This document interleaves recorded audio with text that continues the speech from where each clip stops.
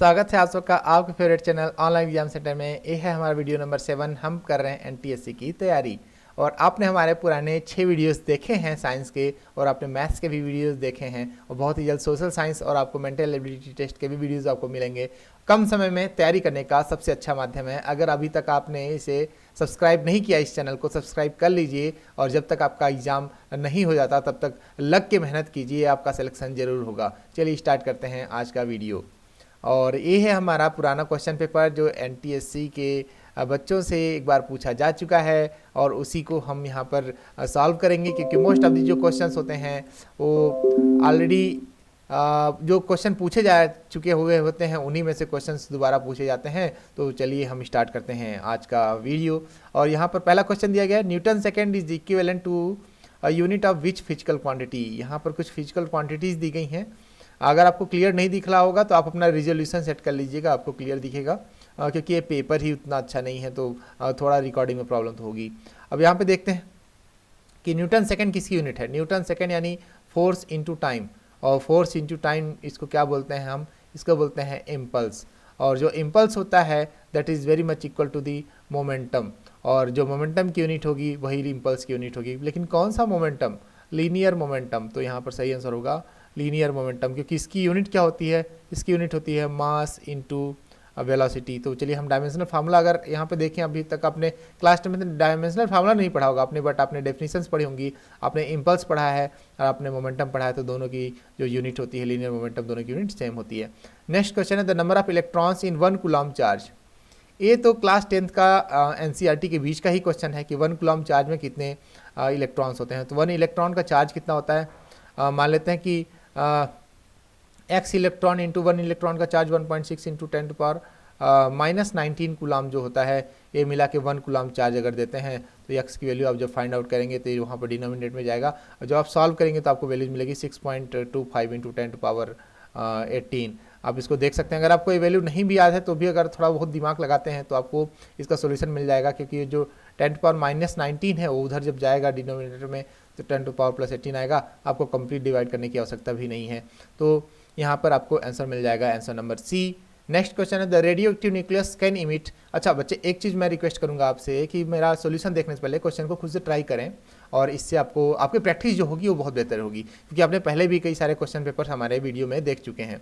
अगर आपको ये क्वेश्चन पेपर डाउनलोड करना है, या आपको एक क्वेश्चन पेपर, कई सारे क्वेश्चन पेपर चाहिए, तो आप हमारे टेलीग्राम चैनल से जुड़ सकते हैं। उसका लिंक मैंने डिस्क्रिप्शन में दे दिया है, और वहाँ पर आपको सारे क्वेश्चन पेपर मिल जाएंगे। वहाँ से खूब प्रैक्टिस कीजिए, खूब पढ़ाई कीजिए, खूब मेहनत कीजिए, खूब आगे बढ़िए, और वीडियोज़ देखते रहिए, और वीडियो को लाइक जरूर कर दीजिए, जिससे आपका टीचर मोटिवेट होता रहे, जिससे आपको और भी अच्छी अच्छी वीडियोज़ मिलती रहें। और चैनल को सब्सक्राइब करना तो बनता है, क्योंकि आपको करनी है तैयारी, और बेल आइकन प्रेस कर देंगे तो आपको वीडियो जैसे ही अपलोड होगा वैसे ही वीडियो भी प्राप्त हो जाएगा। ओके, चलिए अब आते हैं क्वेश्चन नंबर 3 पे। Radio active nucleus can emit alpha beta gamma. Definitely radio active nucleus तो तीनों इमिट करते हैं, बट एक साथ इमिट नहीं करते हैं। दे ए अल्फा बीटा गामा इमिट तो करते हैं, but any one particle at a time सिर्फ और सिर्फ एक ही पार्टिकल को इमिट करते हैं। तो ये आपको ध्यान में रखना होगा कि अल्फा बीटा गामा तीनों रिलीज होते हैं, but they are not released at same time simultaneously. Okay, so next question is that the quantity remains unchanged in transformer. Transformer में कौन सी क्वांटिटी अनचेंज होती है? तो voltage step up step down होता है, तो वोल्टेज कम ज़्यादा होता है। करंट, अगर वोल्टेज बढ़ता है तो करंट घटती है, क्योंकि पावर तो सेम ही रहती है, पावर ट्रांसफार्मर पैदा नहीं करता, एनर्जी को ट्रांसफर करता है। तो अगर वोल्टेज बढ़ाएंगे तो करंट जो होती है घटती है, अगर वोल्टेज घटाएंगे तो करंट जो होती है वो बढ़ती है। तो दोनों फिक्स नहीं रहते हैं।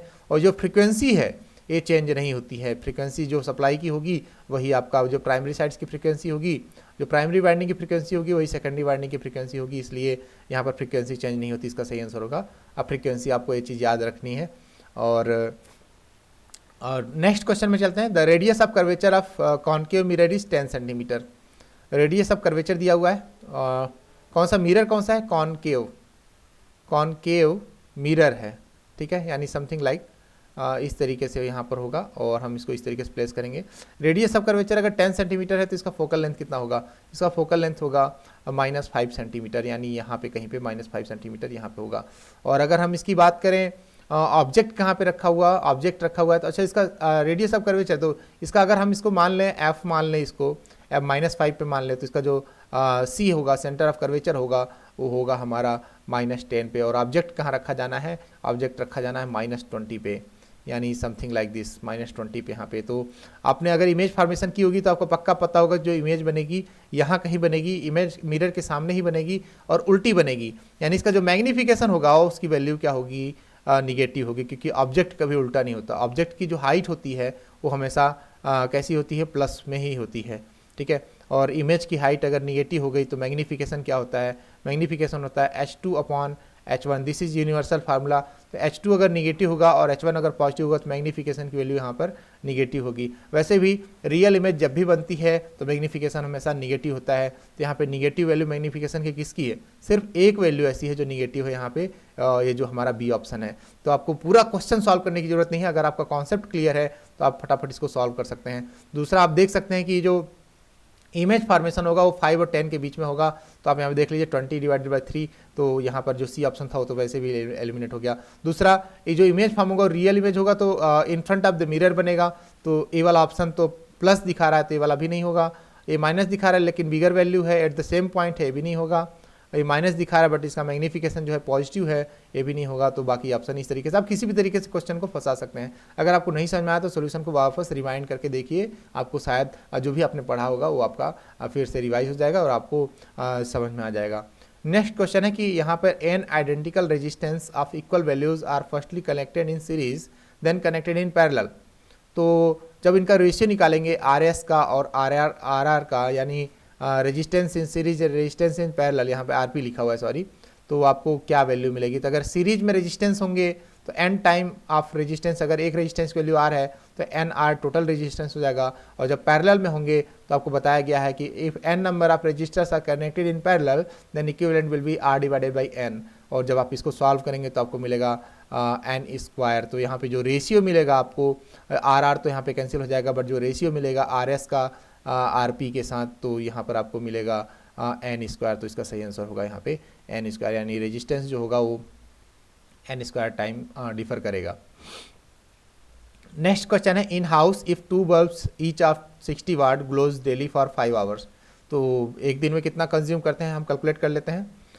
2 बल्ब्स हैं, 60 वाट एक बल्ब का है और 5 आवर डेली चलते हैं और 30 डेज, यानी 30 डेज इस तरीके से पूरा इतना पावर कंज्यूम करेंगे, इतने वाट कंज्यूम करेंगे।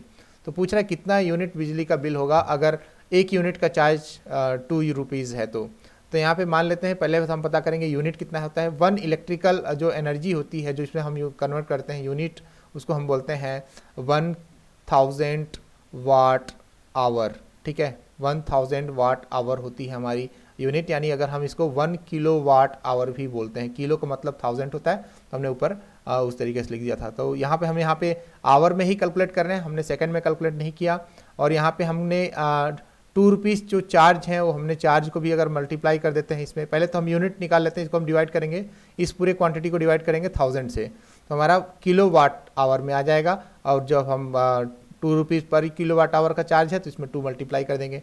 तो यहाँ पे देखिए कितना हो जाएगा, अगर आप इसको सॉल्व करेंगे तो 60 × 5 करेंगे तो यहाँ पे हो जाएगा 300।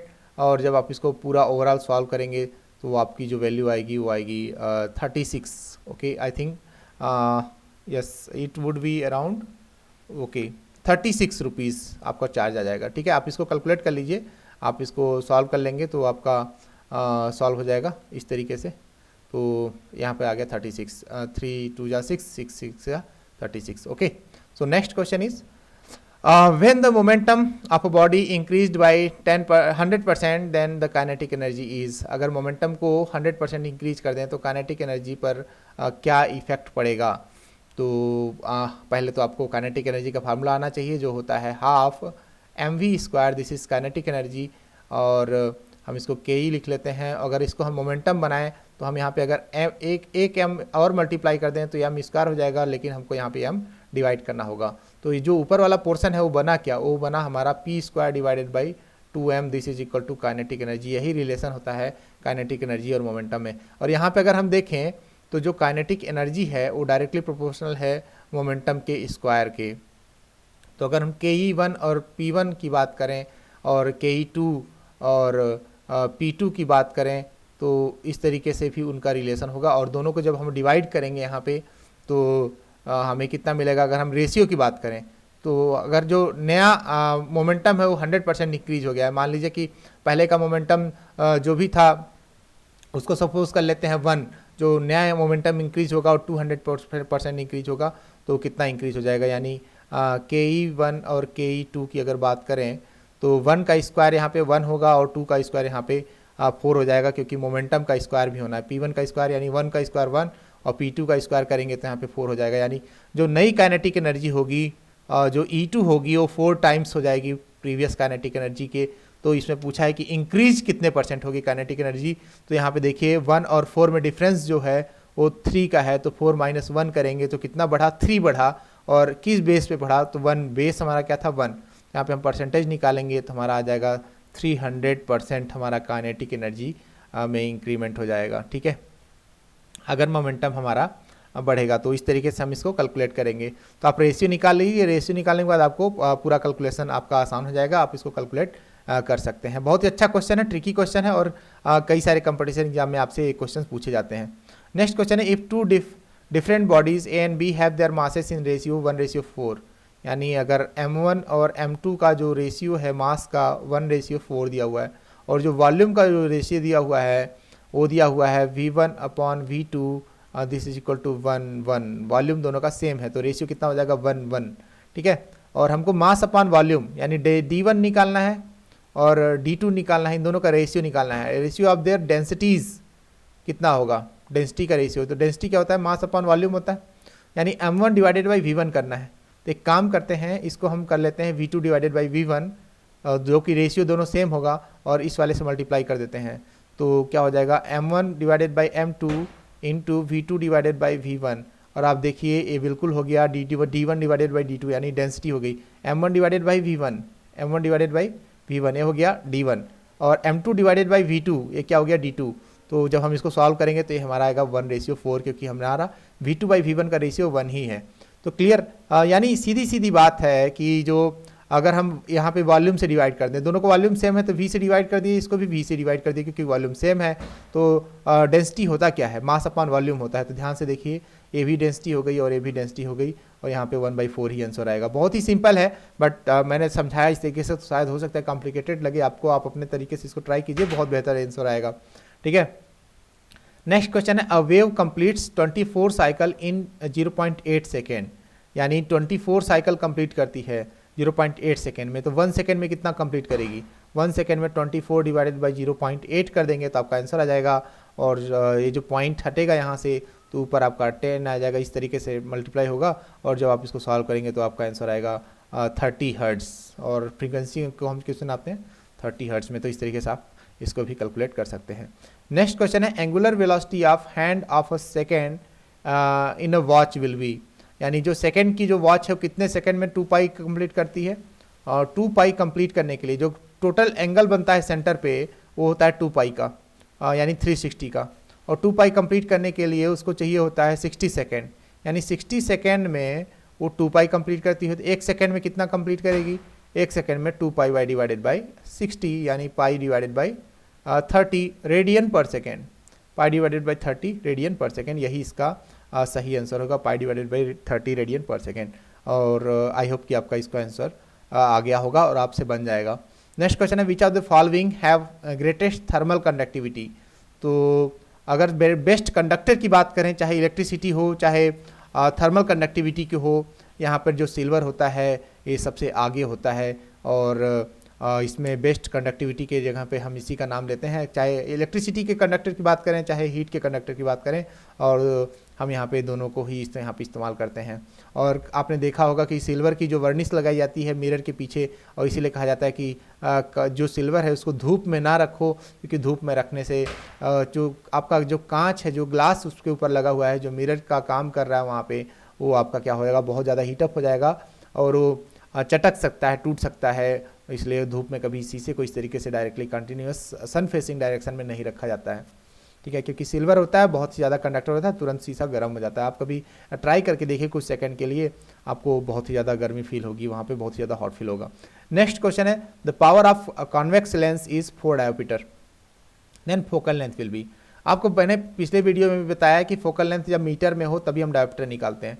तो यहाँ पे अगर डी दिया हुआ है 1/f निकालना है, तो अगर हम f निकालेंगे तो 1/d करेंगे, और 1/d करेंगे तो हमारा जो आंसर होगा 1/4 यानी 0.25 आएगा, बट ये मीटर में होगा, यानी f will be equal to 0.25 metre, क्योंकि ये मीटर में ही डायोमीटर कैलकुलेट किया जाता है। अब जब हम इसको सेंटीमीटर में कन्वर्ट करेंगे तो 0.25 को मल्टीप्लाई करेंगे हम 100 से, तो हमारा आंसर आ जाएगा 25 सेंटीमीटर, और 25 सेंटीमीटर इसका सही आंसर होगा।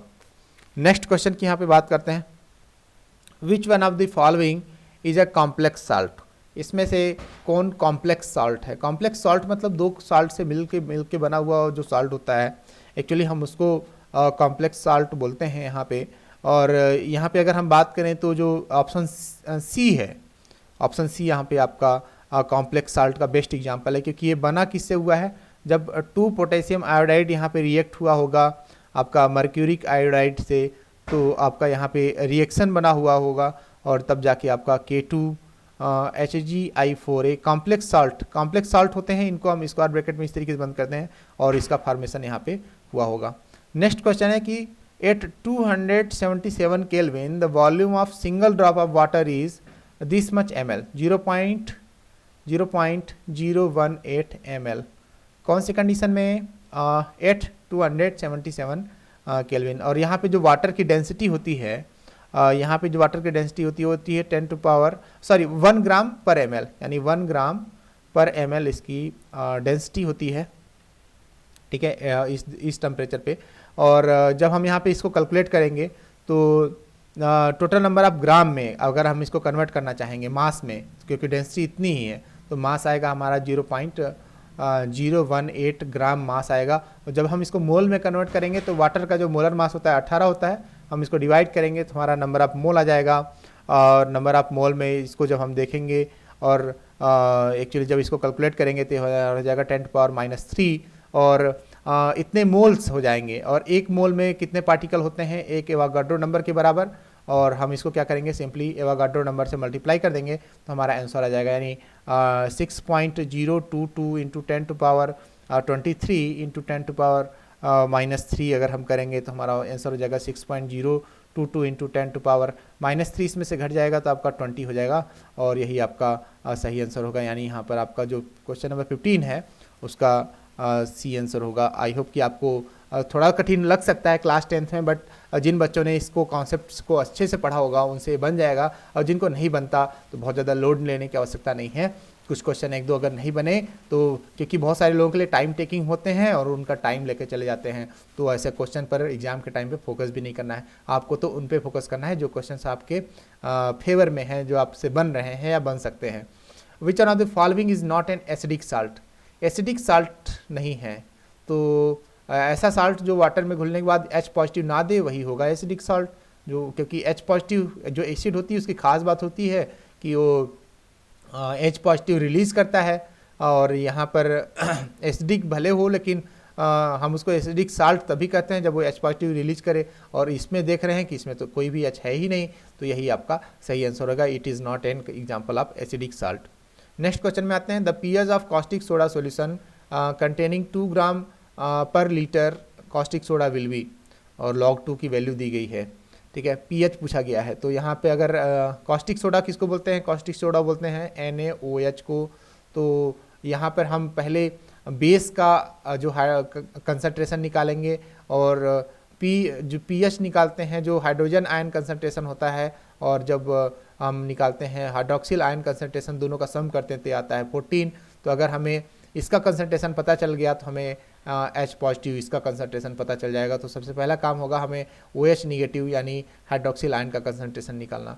तो यहाँ पर जो दिया गया है हमें वो दिया गया है हमारा 2 ग्राम पर लीटर, यानी 2 ग्राम पर लीटर की अगर बात करें तो 2 मोल, यहाँ पे मोल में अगर हम इसको कैलकुलेट करें कितने मोल NaOH है, तो 2 को डिवाइड करेंगे मोलर मास उससे 40 से, तो हमें नंबर ऑफ मोल मिल जाएंगे, और ये होंगे 0.05 मोल। इतने मोल उसमें NaOH के प्रेजेंट हैं, ठीक है। अब हम जब इतने मोल प्रेजेंट हैं तो इसमें पार्टिकल्स कितने होंगे, हम सिंपली यहाँ पर अगर हम इसको कन्वर्ट करें अगर हम यहाँ पे कंसंट्रेशन निकालें तो negative logarithm of this value अगर हम निकालने की कोशिश करें तो this is actually 5 into 10⁻², 5 into 10⁻²। और अगर हम निगेटिव लॉगरिथम निकालते हैं, negative logarithm of the hydroxyl ion concentration, तो हो जाएगा हमारा 5 इंटू 10⁻²। और जब हम इसको सॉल्व करेंगे तो हमारा हो जाएगा 2 माइनस log 5, 2 माइनस log 5। और एक्चुअली log 5 की वैल्यू हमें नहीं पता है तो हम इसको अपने फॉर्मेट में कन्वर्ट करेंगे, 2 माइनस log 10/2 कर लेंगे। तो ये कैसा हो जाएगा, 2 माइनस यहाँ पे हो जाएगा log 10 माइनस log 2, ठीक है, इस तरीके से। और log 10 की वैल्यू 1 होती है क्योंकि log 10 टू द बेस 10 की वैल्यू 1 होती है। यहाँ पे जाएगा 2 माइनस यहाँ पे 1 माइनस समथिंग अगर हम करेंगे यहाँ पे log 10 टू द बेस 10 की अगर हम यहाँ पे वैल्यू निकालें तो जो टोटल वैल्यूज़ हो जाएगा हमारा दिस इज़ 1 और यहाँ पे हो जाएगा माइनस log 2 की वैल्यू ऑलरेडी आपको यहाँ पर दी गई है, तो यानी 0.30 अगर हम करें इसको तो हमें जो फाइनल वैल्यू मिलेगी वो मिलेगी 1.3। Okay, so we will get 1.3 इसका पूरा सॉल्यूशन करने के बाद। और एक इसका है, ए है OH निगेटिव आयन का कंसंट्रेशन लॉगरिथमिक स्केल पे। तो हम यहाँ पे हाइड्रोजन की स्केल निकालें तो हमको इसको 14 में माइनस कर देंगे 1.3 को, तो जो फाइनल आंसर आएगा 12.7 वही हमारा होगा एग्जैक्ट आंसर, यानी इस तरीके से हमारा डी आंसर सही होगा। हाँ, वैसे जो लॉगरिथमिक जो के क्वेश्चंस हैं वो आपके सिलेबस से हटा दिए गए हैं, तो हो सकता है कि CBSE आपसे ना पूछे, बट आपको इसके लिए तैयार तो रहना है क्योंकि क्वेश्चन का लेवल जो है वो कभी भी ऊपर जा सकता है। और ये जो क्वेश्चंस हैं आप जब पहुंचते हैं हायर क्लास में तब आपसे सारे क्वेश्चंस भी पूछे जाते हैं। और आते हैं नेक्स्ट क्वेश्चन में, which of the following is not sulphide ore of metal. इसमें से सल्फाइड ओर कौन सा नहीं है किसी मेटल का। तो यहाँ पर अगर हम बात करें कि जो जिंक ब्लेंड होता है इसका तो फार्मूला होता है ZnS, और ये जिंक ब्लेंड ही है, और यहाँ पे इसमें सल्फाइड कंटेंट है। और अर्जेंटाइट की बात करें तो इसमें यहाँ पे Ag2S होता है और इसमें भी होता है सल्फाइड। गैलेना की बात करें तो PbS होता है, इसमें भी होता है, बट डोलोमाइट की बात करें तो इसमें नहीं होता है। तो इसके हिसाब से आंसर यही हुआ कि इसमें सल्फाइड प्रेजेंट नहीं है, क्योंकि डोलोमाइट जो होता है वो मैग्नीशियम का जो ओर होता है, यानी MgCO3 और इंटू CaCO3 ये फार्मूला होता है डोलोमाइट का। और ये आपको याद रखने होंगे कि कौन सा ओर किसका होता है, और इससे आपको बहुत ही ज़्यादा फायदा होगा। नेक्स्ट क्वेश्चन है, chemical formula of the product form by the heating gypsum. जब जिप्सम को हम हीट करते हैं, ए है आपका जिप्सम, और जब हम इसको हीट करते हैं तो हमारा ए वाला कंपाउंड फॉर्म होता है। This is gypsum and this is POP, यानी प्लास्टर ऑफ पेरिस। पहले भी ये क्वेश्चन आ चुका है, हमने पहले भी आपको बताया है। तो जिप्सम को हीट करने पे कौन सा कंपाउंड फॉर्म होता है, तो यहाँ पे जो कंपाउंड फॉर्म होता है वो हमारा B होता है। नेक्स्ट क्वेश्चन है, विच of the following reaction is a displacement reaction. इसमें से डिस्प्लेसमेंट रिएक्शन कौन सा है। तो जो डिस्प्लेसमेंट रिएक्शन है हमारा वो है ये देखिए यहाँ पे ये तो डिकम्पोजिशन रिएक्शन है, ए कॉम्बिनेशन रिएक्शन है, ए डिस्प्लेसमेंट रिएक्शन है, एंड ए भी कॉम्बिनेशन रिएक्शन है।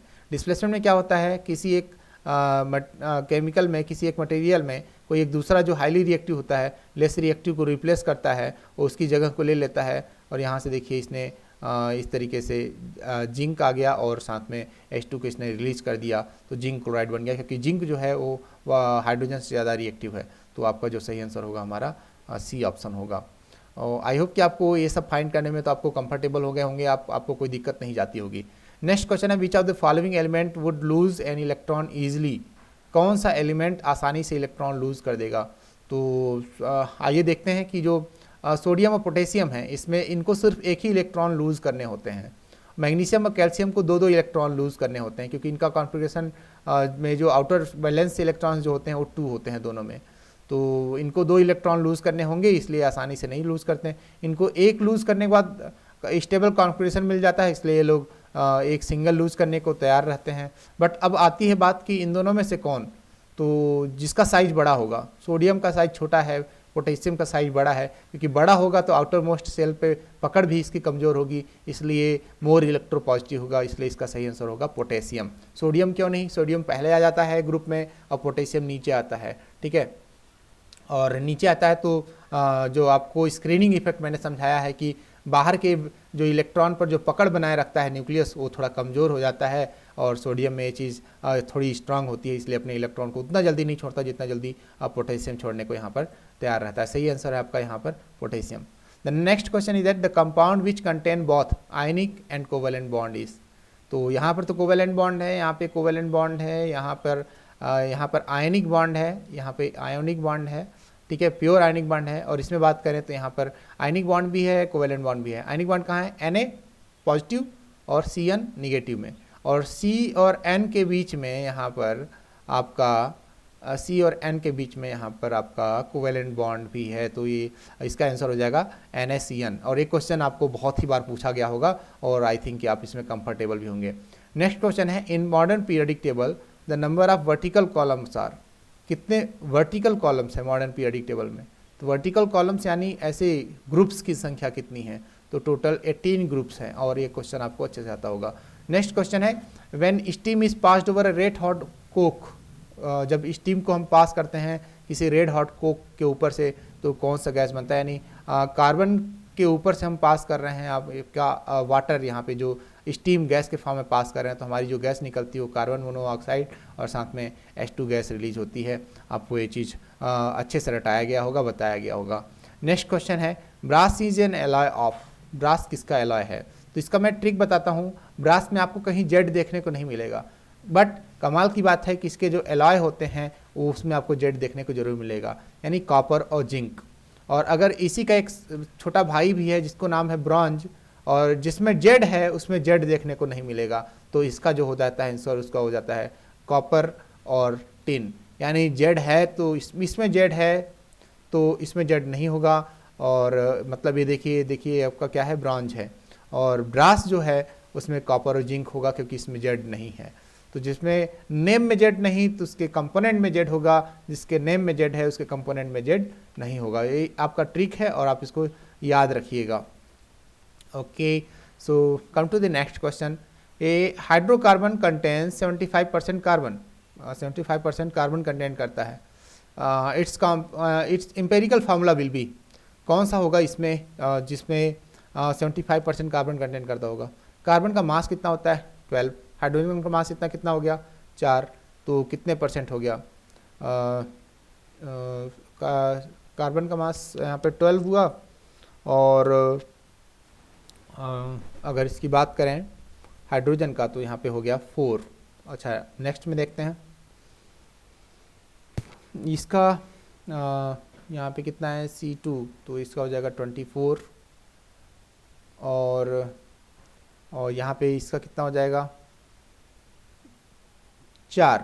तो यहाँ का ये जो रेशियो आप देखिए, अगर हम इसको माने 25% इसको हाइड्रोजन का मान लें तो देखिए 75%। वैसे तो आपका आंसर यहाँ पे मिल गया क्योंकि 25% 75% इस तरीके का रेशियो है। आपके लेवल पे आपको इसी तरीके सॉल्व करना है। जब आप क्लास 11th में जाएंगे तो आपको अलग तरीके सॉल्व करना होगा। इसमें देखें तो इसका हो जाएगा 24 और इसका हो जाएगा 2। रेशियो तो बहुत ही ज़्यादा हो गया। और यहाँ पर अगर देखें तो इसका हो गया 24 और इसका हो जाएगा 6। तो यहाँ पे देखिए, बट यहाँ पे अगर हम देखें तो C2H6 624, तो यहाँ पे ये सेट नहीं खा रहा है, यानी आपका ये 20% है और ये आपका 80% हो गया। बट यहाँ पे 25% और 75% का रेशियो निकालना है, तो आपका ये वाला ऑप्शन सही होगा, यानी बी ऑप्शन आपका सही होगा। ठीक है, नेक्स्ट क्वेश्चन है, in which kingdom yeast is included according to R.H. Whittaker. तो यहाँ पे इनके द्वारा R.H. जो है विटेकर जो हैं, इनके द्वारा ईस्ट को कौन से किंगडम में रखा गया? तो ईस्ट को फंगी के किंगडम में इसको रखा गया, क्योंकि इन्होंने 5 किंगडम प्रपोज किए थे। R.H. Whittaker proposed 5 kingdoms classification and isolated kingdom fungi which has characteristics of both kingdom Plantae and Animalia, because it was difficult to place the organism in either of the two kingdoms due to its mode of nutrition and cellular organization. So he just classified it into fungi. Okay, so next question is that the main function of plasma membrane is to। plasma membrane का main function क्या है? Main function plasma membrane का क्या है? तो इसका जो सही आंसर होगा सी, क्योंकि it takes control of what will come in and go in the cell, यानी अंदर क्या जाएगा और बाहर क्या जाएगा, उस चीज़ को यहाँ पर डिसाइड करता है और उस चीज़ को यहाँ पर अलाउ करता है। Plasma membrane is selectively permeable which selectively transports ion in and out of the cell and maintain osmotic potential, और ये osmotic potential को मेंटेन करने का भी इसका काम होता है, यानी ये osmotic potential को मेंटेन करता है। Clear? So this is the function of plasma membrane. Next question is that one of the following is incorrect statement about insulin. Insulin के रिगार्डिंग यहाँ पर कुछ स्टेटमेंट दिए गए हैं और एक फॉल्स है, वो कौन सा है? It is produced in pancreas, definitely it is sure, it is a correct statement. It regulates growth and development of body. Growth और डेवलपमेंट तो रेगुलेट नहीं करता है। Okay, so this is wrong answer, but according to the question incorrect statement बताना है तो हमारा B यहाँ पर राइट आंसर होगा। बाकी देख लेते हैं। It regulates blood glucose level in body, sure, A blood glucose level को इंश्योर करता है, उसको रेगुलेट करता है। It's deficiency in body will cause diabetes, तो शुगर की मात्रा बढ़ जाती है अगर इंसुलिन सीक्रेट नहीं होता है, तो ग्लूकोज का रेगुलेशन प्रॉपर नहीं होता है, जिसकी वजह से यहाँ पे डायबिटीज़ इंक्रीज होती है। तो ये तीनों आपको देखने को मिलते हैं जो फंक्शन है इंसुलिन के, बट ये जो it regulates the growth and development of the body, ये ऑप्शन आपका सही नहीं होगा, तो इसी हिसाब से इनकरेक्ट ऑप्शन यही होगा। नेक्स्ट क्वेश्चन है, a child is a blood group O, his parent with blood group A, what will be the blood group of parent. तो पेरेंट्स का ब्लड ग्रुप यहाँ पर क्या होगा? तो अगर हम यहाँ पे गेस करें यहाँ पे, तो आई ए और आई ओ अगर हम क्रॉस मल्टीप्लाई करें आई ए और आई ओ के साथ, यानी इस तरीके से अगर आप क्रॉस मल्टीप्लाई करें तो आपको जो डोमिनेंट में मिलेगा आई ओ मिलेगा, ठीक है, क्योंकि यहाँ पर जो पॉसिबिलिटीज़ है आई ए हो जाएगा, आई ओ हो जाएगा और साथ में आई ओ और आई ओ हो जाएगा। यानी इस तरीके से आप जब क्रॉस मल्टीप्लाई करेंगे तो यहाँ पे आपको इस तरीके से कैरेक्टर देखने को मिलेंगे। तो जो मेन जो कैरेक्टर यहाँ पे देखने को मिल रहा है डोमिनेंट में, आपको यहाँ पर ए कैरेक्टर देखने को मिल रहा है। तो इसका जो सही आंसर होगा वो आपका बी आंसर सही होगा। नेक्स्ट क्वेश्चन है 31, the oxygen liberated during the photosynthesis by green plants comes from. जो ऑक्सीजन जो फोटोसिंथेसिस में लिबरेट होता है वो कहाँ से कम होता है, वहाँ से कहाँ से आता है? तो वाटर से आता है। वाटर ब्रेक होता है इन प्रेजेंस ऑफ क्लोरोफिल, जब लाइट को एब्जॉर्ब करता है तब ये वाटर मॉलिक्यूल्स को ब्रेक भी करता है, और जब ब्रेक करता है तो यहाँ पे हाइड्रोजन और ऑक्सीजन दोनों गैसेस रिलीज होती हैं, और ऑक्सीजन यहाँ पर फोटोसिंथेसिस का बाई प्रोडक्ट भी होता है, और इस पूरे प्रोसेस को हम फोटोलाइसिस प्रोसेस भी कहते हैं। तो यहाँ पर 4H पॉजिटिव आयंस बनते हैं, प्लस O2 बनता है, और प्लस 2 इलेक्ट्रॉन्स रिलीज होते हैं जब हम यहाँ पे 2H2O को हम ब्रेक करते हैं। फिर से देखिए रिएक्शन क्या होती है, फोटोलाइसिस रिएक्शन क्या होती है। जब हम 2H2O को ब्रेक करते हैं तो 4H पॉजिटिव आयंस बनते हैं, प्लस ऑक्सीजन गैस बनती है, और प्लस यहाँ पे 2 इलेक्ट्रॉन्स रिलीज होते हैं। This is the photolysis process जो प्लांट्स में होते हैं, ठीक है। और फिर इसके बाद हम चलते हैं नेक्स्ट। तो यहाँ पे देखिए sex determining chromosome is, sex determining chromosome कौन है? तो ह्यूमंस की अगर बात करें तो एक्स और वाई, तो ए होते हैं मेल में और एक्स होते हैं फीमेल्स में। तो जो बेबी बॉय या बेबी गर्ल होती है उसमें जो मेन रोल होता है वो पेरेंट का होता है, जबकि इसके लिए फीमेल्स को ही इसको रिस्पॉन्सिबल ठहराया जाता है। बट यहाँ पे जो स्पर्म से जो क्रोमोजोम यहाँ पे ट्रांसफ़र होते हैं वो एक्स क्रोमोजोम है या वाई क्रोमोजोम है, उन पर डिपेंड करता है। तो यहाँ पर वाई क्रोमोजोम डिसाइडिंग फैक्टर होता है, क्योंकि फीमेल्स के पास वाई क्रोमोजोम नहीं होता। अगर वाई क्रोमोजोम ट्रांसफ़र होता है तो यहाँ पे एक्स और वाई अगर बनता है तो that will be a boy, और अगर यहाँ पे एक्स क्रोमोजोम ट्रांसफ़र होता है तो that will be a girl, और इस तरीके से फिर से नया बॉय और नए गर्ल बेबी बॉय जनरेट होते हैं। तो वाई क्रोमोजोम है यहाँ पे वो डिसाइडिंग फैक्टर होता है, ठीक है, और इस चीज़ को आपको ध्यान में रखना है, ठीक है। This is the right answer for this question. Okay, now come to the next question, biotic component of ecosystem among the following. आपको कुछ ऑप्शन दिए गए हैं, इसमें से आपको बायोटिक कंपोनेंट सेलेक्ट करना है। तो प्रोड्यूसर, कंज्यूमर, डिकम्पोजर, ये सभी तो इकोसिस्टम के ही पार्ट हैं। प्रोड्यूसर्स कौन कौन होते हैं? जैसे प्लांट होता है, ये फूड प्रोड्यूस करता है। कंज्यूमर कौन है? हम, human body, animals, we are consumers, we consume those whatever is produced by the plant. Okay, और जो भी वेस्ट मटेरियल जो निकलता है उनको डिकम्पोज करने का काम कौन करते हैं? डिकम्पोजर्स करते हैं। तो ये तीनों इकोसिस्टम के पार्ट होते हैं। तो इसका सही आंसर होगा कि बायोटिक कंपोनेंट में ये तीनों आते हैं। ओके, नाउ नेक्स्ट क्वेश्चन है कि lysosome is called as suicide bag. इसका आंसर आप तो रट गया होगा, हमने कई वीडियोस में आपको करवाया है कि लाइसोसोम को सुसाइड बैग भी कहते हैं, क्योंकि ये जो ऐसे ऑर्गेनल्स होते हैं जो कि डिस्ट्रॉय करना होता है, जिनकी फंक्शनिंग कम या जिनका यूज नहीं होता है, तो उनको डिस्ट्रॉय करने का काम कौन करता है? लाइसोसोम करता है। और यहाँ पे स्ट्रॉन्गेस्ट एंजाइम जो सीक्रेट होता है, हमने एक पिछले वीडियोस में बात किया था, तो वो भी आपको कहाँ पे होता है? लाइसोसोम में ही होता है। Lysosome destroy all worn out organelles in cytoplasm and hence might lead to apoptosis causing death of cell. ठीक है, और एक डेथ ऑफ सेल के लिए रिस्पॉन्सिबल होता है, hence called suicide bag. Okay, so आपको इसको ध्यान में रखना है कि जो लाइसोसोम होता है उसको हम सुसाइड बैग भी कहते हैं, कि जो वार्न आउट ऑर्गेनल्स होते हैं साइटोप्लाज्म, उसको क्या करता है? और साइटोप्लाज्म जो होते हैं उसको खत्म करने का काम करता है। नेक्स्ट क्वेश्चन है, the function of chlorophyll in photosynthesis is.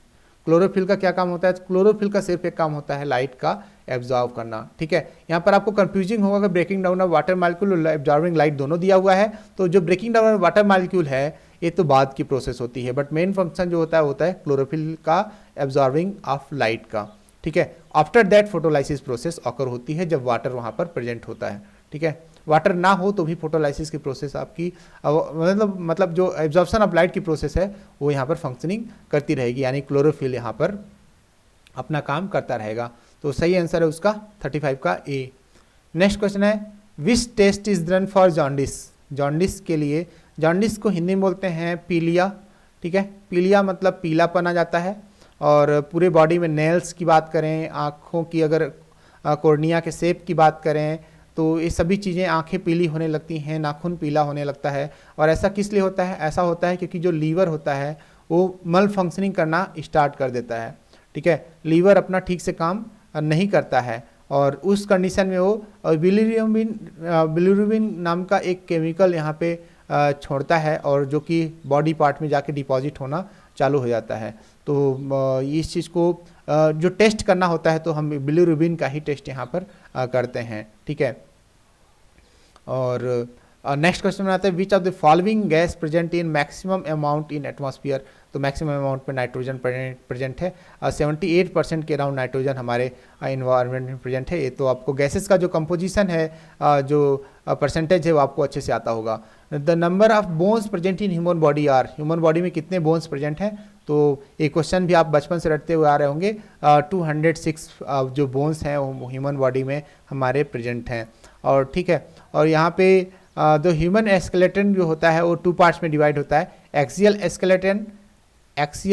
Skeleton और एक होता है अपेंडिकुलर स्केलेटन। एक्सियल स्केलेटन में 80 बोन्स होती हैं और अपेंडिकुलर स्केलेटन में 126 बोन्स होती हैं। तो टोटल मिला के अगर हम बात करें तो 206 बोन्स होती हैं। नेक्स्ट क्वेश्चन है, Vinita suddenly see a tiger, her heart beat goes up and blood pressure increases. उसका दिल बहुत तेजी से धड़कने लगता है और बीपी भी उसका बढ़ जाता है। Which hormone is release at this time in her body. तो ऐसे टाइम पे कौन सा हार्मोन रिलीज होता है? तो ऐसे टाइम पे एड्रेनिल जो होता है वो सीक्रेट होता है, और एड्रेनिल को हम एक और नाम से जानते हैं, इसको हम बोलते हैं 3F। 3F का मतलब होता है फाइट, फ्लाइट एंड फ्राइट। ठीक है, फाइट, फ्लाइट, फ्राइट। और यहाँ पे ये तीनों होते हैं जो हमें डर उत्पन्न करते हैं, डर हमें हमारे बॉडी के अंदर उत्पन्न करते हैं, जिससे हमें भय फील होता है और हमारी जो हार्ट बीट होती है वो इंक्रीज हो जाती है, और जो बीपी भी है उस टाइम पे इंक्रीज हो जाता है। जो ब्रेन होता है उस टाइम पे एबनॉर्मली फंक्शन करना स्टार्ट कर देता है, that is because of this particular hormone called adrenal. Okay, next question is that bending of growing shoot towards sunlight is called. यानी जो विकसित होते हुए तने का जो प्रकाश यानी जो प्लांट होता है वो लाइट की ओर झुकने लगता है, और इसको क्या बोलते हैं, तो इसको बोलते हैं फोटोट्रॉपिज्म बोला जाता है। ठीक है, फोटोट्रॉपिज्म का मतलब होता है वो लाइट, फोटो मतलब लाइट और ट्रॉपिज्म का मतलब होता है मूवमेंट, लाइट की तरफ मूवमेंट, इसको बोलते हैं phototropism. Movement of shoot apex toward light, the phenomena is necessary for optimum use of light by leaves to carry out photosynthesis, यानी फोटोसिंथेसिस प्रोसेस को बहुत ही अच्छे से कैरी आउट करने के लिए हम इस प्रोसेस का इस्तेमाल करते हैं। तो ये था आज का वीडियो, आई होप कि आपको पसंद आया होगा। कुछ क्वेश्चन ज़रूर टफ रहे होंगे, बट वो तो हमेशा हर एग्जाम में टफ रहते हैं, जिससे टॉपर्स को डिसाइड किया जा सके कौन बहुत बेहतर है। और कुछ क्वेश्चन थोड़ा सा आपके सिलेबस के डीप पोर्शन से लिए जाते हैं, तो आपको परेशान नहीं होना है। मोस्ट ऑफ द जो क्वेश्चंस होंगे वो आपके ईजी क्वेश्चंस ही होंगे, और इस बार तो सिलेबस भी कम हुआ है, उसका भी इफेक्ट आपके जो क्वेश्चन पेपर है उस पर भी पड़ेगा। आपको क्वेश्चन ईजी ही मिलेंगे, बट कितने इजी हैं, आप सब कर पाते हैं या नहीं कर पाते हैं, इस पर भी डिपेंड करता है। तो आई होप कि आपको वीडियो पसंद आ रहा होगा, और अगर आपको और भी प्रैक्टिस पेपर चाहिए तो हमारे टेलीग्राम चैनल से जुड़ जाइए। और ये हमारे जो पूरे वीडियोज़ हैं आपको वीडियो के लास्ट में आपको ऊपर हमारे दिख रहे आई बटन में, और हर जगह डिस्क्रिप्शन में आपको प्लेलिस्ट मिल जाएगा, वहाँ से आपको सारे साइंस के वीडियोस मिल जाएंगे, सभी मैथ्स के वीडियोस मिल जाएंगे, आपको सोशल साइंस और जो मेंटल एबिलिटी टेस्ट है उसके भी वीडियोस अभी आने वाले हैं, वो भी आपको मिल जाएंगे, और टेलीग्राम चैनल पर आपको प्रैक्टिस पेपर मिल जाएंगे। आपको बस एक काम करना है, तैयारी करनी है, तैयारी करनी है और तैयारी करनी है। ठीक है, तो आई होप कि आपने चैनल को सब्सक्राइब कर लिया होगा, अगर नहीं किया है तो चैनल को सब्सक्राइब कर लीजिए, और वीडियो को पूरा देखिए, ज़रूर देखिए, और अपने दोस्तों के साथ इसको शेयर करना बिल्कुल भी मत भूलिए, क्योंकि जब आप अपने दोस्तों के साथ शेयर करते हैं तो आपका कंपटीशन जनरेट होता है, और उससे आपकी पढ़ाई अपने आपके नॉर्मल लेवल से भी और ज़्यादा होती है। आपको अगर कोई भी समस्या है तो प्लीज़ मेरे प्यारे बच्चों, मेरे छोटे भाई बहन, आपको कमेंट बॉक्स में बस इतना लिखना है कि आपको क्या समस्या जा रही है, और आपको